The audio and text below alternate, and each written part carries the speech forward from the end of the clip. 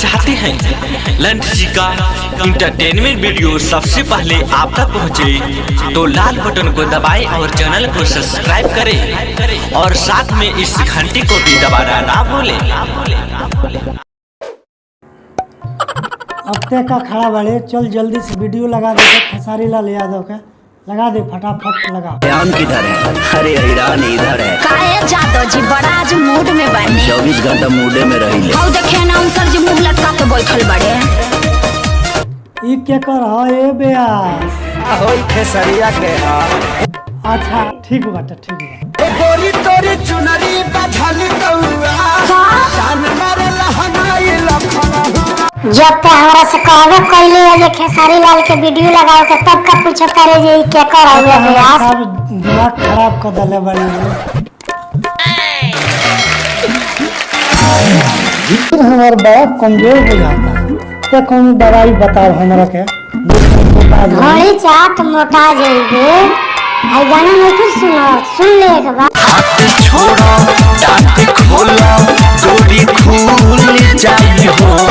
हमरे थोड़ी जाता राजा देह फूल जाई हो। सुन बे, ई काम हमरा से ना हो पाई। ढोली चाटे वाला ई काम तोरा मन के बाटे, ते जाके चाट। ठीक है, ठीक है। दोसर कोनो फार्मूला ढूंढ जौना से शरीर में ताकत हो जाए। हम दोसर फार्मूला आजमाए, दोसर कोनो होगा तो बता दे। तो चल ठीक बाटे, जब ऊ तो ना करबे तो हाय सुन ले अवधेश प्रेमिया के ई फार्मूला आजमा ले। फलाली चाटा राजा जी मोटा जाइबा। ओ फलाली चाटा राजा मोटा जाइबा। अरे दादा रे दादा। अब ते काहे लेट कइले बड़ी? चल गाड़ी निकाल, चल भागल जाओ जल्दी।